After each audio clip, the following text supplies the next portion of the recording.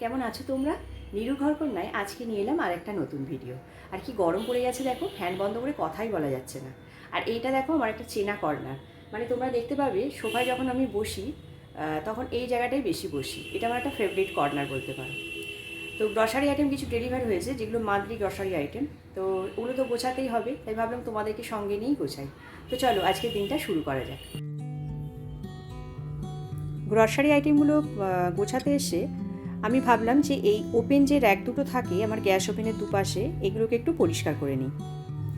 তো এগুলো পরিষ্কার করার জন্য দেখো আমি এটা একদম বাড়িতে তৈরি একটা ক্লিনজার ব্যবহার করছি। এতে আছে 1 কাপ জল, 1 কাপ ভিনিগার আর 2 চামচ ভিম জেল। কিচেনে আমরা যতই চিমনি ব্যবহার করি দেখবে যেগুলো ওপেন র্যাক থাকে ওগুলোর মধ্যে হালকা একটা চিটে ভাব চলেই আসে। তা আমি মাসে 2 বার এই র্যাকগুলোর যা কিছু ডিব্বা ডাব্বা থাকে সব নামিয়ে ভালোভাবে পরিষ্কার করার চেষ্টা করি।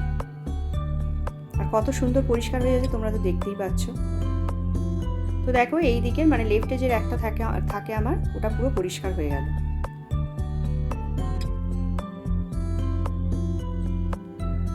তো এবার চলো যেটা রাইটে আছে ওই র্যাকটা একটু বড় আছে, ওটা পরিষ্কার করতে একটু টাইম লাগবে। আর ওই দিকেরটাই বেশি মানে চিটে ভাবটা হয়। ওটা পরিষ্কার করার পর আমি গ্রসারি যে আইটেমগুলো আছে ওগুলো আবার এক এক করে সব গোছাবো, আর তারপর করব রান্না।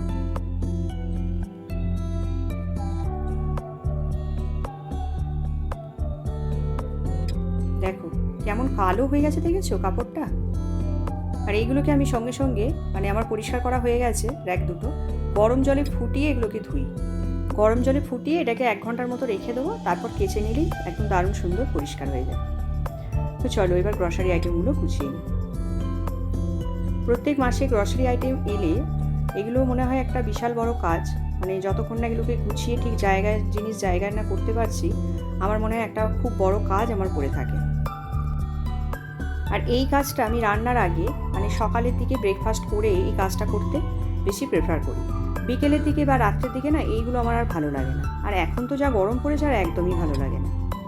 মানে যা কোনো তুমি কাজ করতে যাও ফ্যান বন্ধ করে করা মানে তো সেই কি বলবো, আর পুরো ঘেমে তো একদম স্নান হয়ে যাওয়া। তো সেই জন্য এগুলো স্নান করার আগে আর রান্না করার আগে আমি এই কাজগুলো করতে ভালোবাসি। আর এই মারি বিস্কুটটা তোমরা কে কে খেতে ভালোবাসো বলো?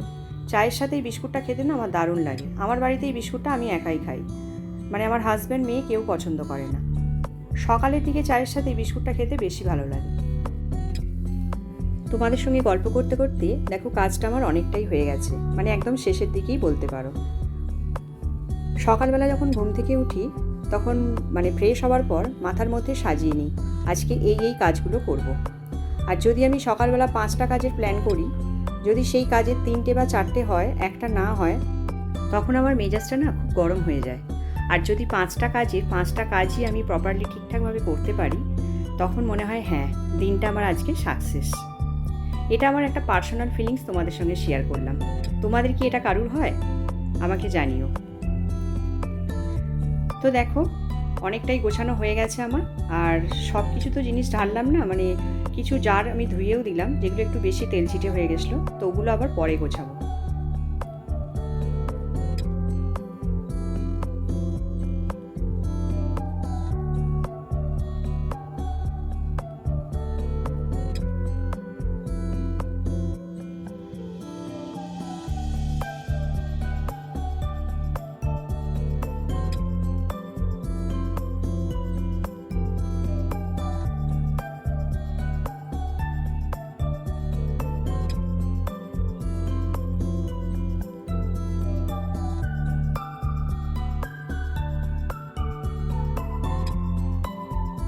তো দেখো একদম পরিষ্কার হয়ে গেছে, ঝকঝক করছে।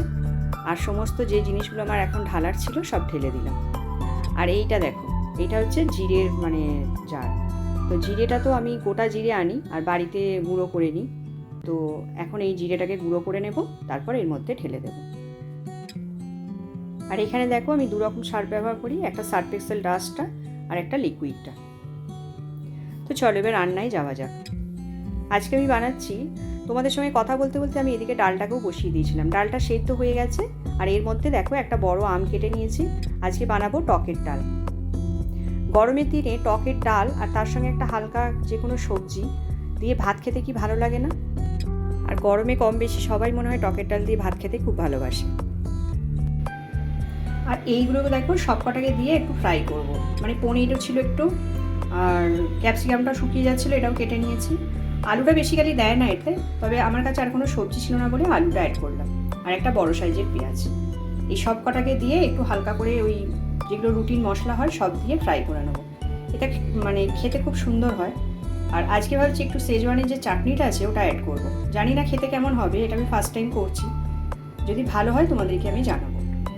তো চলো এবার সেরে নিই এটা। এই শেজওয়ানের চাটনিটাই তোমাদেরকে বলছিলাম। তো এখানে দেখো আমি পনিরগুলোকে আগে হালকা করে ভেজে নিচ্ছি, আর তারপর এর মধ্যে আলুটা দিয়ে দেবো। আলুটা দেওয়ার পরই পেঁয়াজটা দিয়ে দেবো, একটু হালকা নাড়াচাড়া করার পর ক্যাপসিকামটা দেবো।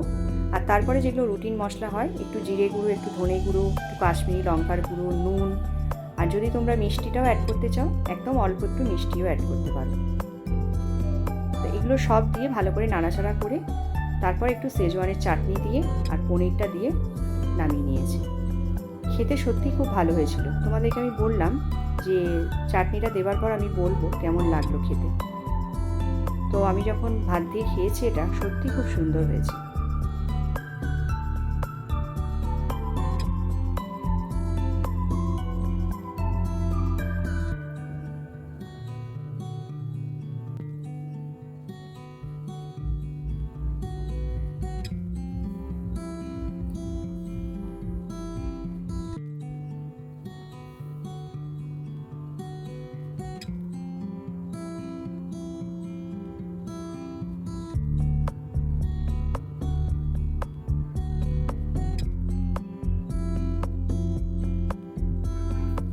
এই দেখো এটার ফাইনাল লুক।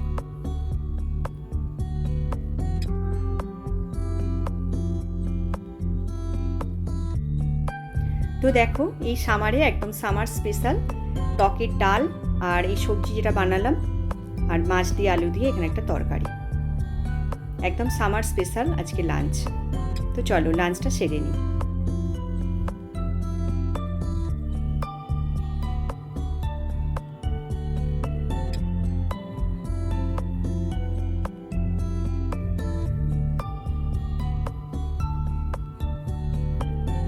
এখন সন্ধে হয়ে গেছে, আর আজকে মেয়ে বললো চা খাবে, আর মেয়ে যেদিনকে চা খায় সেদিনকে আমি দুধ চা বানাই, কারণ আমি লিকার চা খাই, ও তো আর লিকার চা খায় না। তো দেখো বেশ মোটা করে দুধ দিয়ে আর একটু আদা বাটা দিয়ে চা করছি।